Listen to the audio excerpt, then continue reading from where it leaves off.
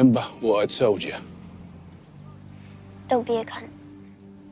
What is up, Kryptonians, and welcome to my channel. Today we are going to be talking about The Boys Season 2 in full spoiler detail. Now, The Boys Season 2 had its season finale, I think, about a week or so ago. That is a spoiler warning to anybody who has not yet seen The Boys Season 2. If you haven't watched it, if you're not caught up, I would not recommend that you watch this video because I am going to be talking about some spoilers because I just couldn't talk about all the crazy shit that happened in Season 2 without talking spoilers. 2 basically picks up a lot of the threads of Season 1, where it's once again the boys trying their best to bring down Vought and to expose the Seven. And that's essentially the same storyline, except there's a bunch of other little storylines peppered throughout, like especially the fact that the public found out about Compound V, and this season deals with how Vought handles that, as well as them trying to push some new legislation that will allow them to give Compound V to cops and other people so that they can create suits. Meanwhile, you have a new member of the Seven, you have a bunch of other character stuff going on. It's a whole bunch of fun stuff. One of the things I do have to commend about the show, and it was the same thing in Season 1, and it's the same thing here,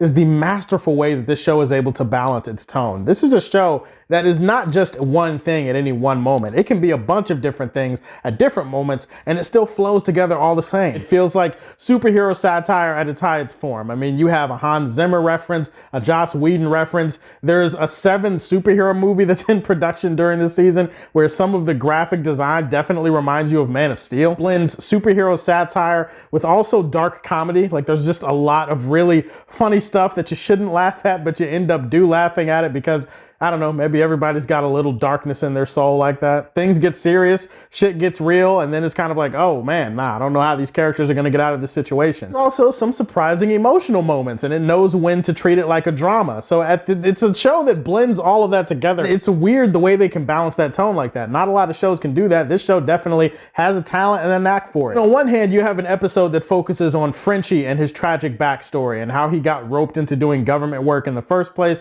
what happened with his friends. It also explains kind of his beef with Lamplighter, who he does come face to face with later on in the season. Him abandoning his post and then going to check on his friends because one of his friends overdosed, and then because he abandons his post, Lamplighter goes to this senator's house who he's supposed to be watching, and he murders her children. You also have another scene where you have MM talking with Starlight, and they're just having a simple conversation about their fathers and why each of them have a sweet tooth and where that came from. And so you'll have scenes like that peppered throughout the show. And you'll have scenes where Homelander pushes his kid off of the roof of a house just so that he can see if his son can fly. Like, he's just trying to test his powers. And look, I'd like to think that I'm a good person, okay? I'd like to think, try to bring joy and happiness to the world and blah, blah, blah. I'm not a bad person at all, but yeah, I laughed, man. What are you gonna do? I knew the kid was gonna be okay, okay? In general, I wouldn't normally laugh at a situation like that if it were okay. You know what, actually maybe there is something wrong with me. Even in the very beginning of the season where Noir, I think he took out a super terrorist, and then he goes into the next room where this kid, I'm assuming, just lost his father, and he tries to play with the teddy bear and act like, do the fun thing in front of the kid. I'm just like, what are we doing here? Of course, nothing is gonna top that scene where the boys infiltrate that Vought facility where they're trying to find out what they're doing and what they're experimenting on these soups with, and Love Sausage gets acquainted with MM. That was peak cinema right there. I joked about this on social media a few weeks ago, but this is finally a world I can live in where I can joke about Love Sausage touching mother's milk, and everybody knows what I'm talking about, and it's not that weird. All jokes aside, I need Love Sausage to be a permanent member of the boys going forward. I can't remember if he died or not in that episode, but yeah, more Love Sausage. You can make the days of the boys' enemies long and hard.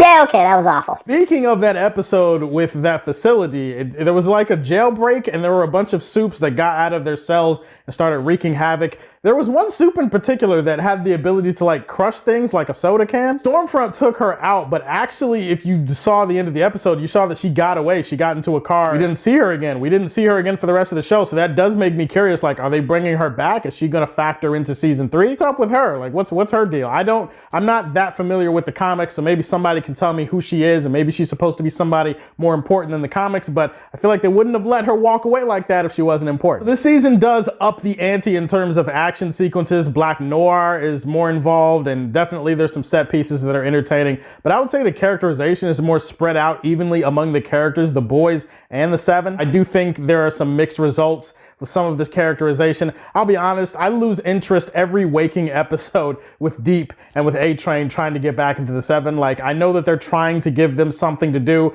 and I get it, I understand it. It's just, for the most part, it's just not that interesting to me. I find myself at the end of the season just kind of like, what is the point of all this? Like, why are we doing this? Why do I care? And then obviously A-Train, he kind of leads to the heroes, or the boys, basically taking down Stormfront, giving that information on her so that they can ruin her reputation. So yay, A-Train, I guess, and A-Train's back in the 7, but other than that, I'm just kind of like the whole season, like, what are we spending time on Deep and A-Train for? But everybody got their little moments. I mean, obviously I mentioned Frenchie gets his backstory explored more. MM, when they're investigating Vought and they actually do find out about who Stormfront was back in the day, she was a racist superhero named Liberty. Get to find out a little bit more about MM and his father. I mean, Starlight, she grows closer with her mother in this season, but she's also growing closer with Huey, and there is a nice scene towards the end where Huey talks about his mother just walking out on him at age 6. You get to explore Butcher's past a little bit with his father and his brother, his aunt. You even meet his bulldog Terror. That was pretty cool. Mikko, like, she loses her brother. She becomes overcome with rage about Stormfront. Like, she really wants to take out Stormfront. And then she like fucks off and becomes like a hit woman for like an episode, I guess. I suppose this was only here so that it could drive like a temporary wedge between her and Frenchie. But then like an episode later, she's back with the boys like nothing happened. So I'm just like, why did we do that? I gotta talk about the best thing about season 2. And you might be thinking that it's Stormfront, which is kind of funny. The first couple episodes, everybody loved Stormfront and everybody was like, oh my God, she's so hot and she's amazing and she's a great new member of the 7. And then, she's a racist piece of shit. Oh, okay. Well, She's still hot though. Homelander, played by Anthony Starr, I gotta be honest, this is one of my favorite villain portrayals of all time, I think. The micro expressions, depending on who he's talking to or what the context is, like, I feel like the reason Homelander works so well is because he's so unpredictable. I have no idea what he's gonna do minute by minute. He's basically a Superman or a version of Superman that gives no fucks and feels like he can literally do anything he wants, other than when he's getting slapped down by Edgar Stan in a really awesome scene.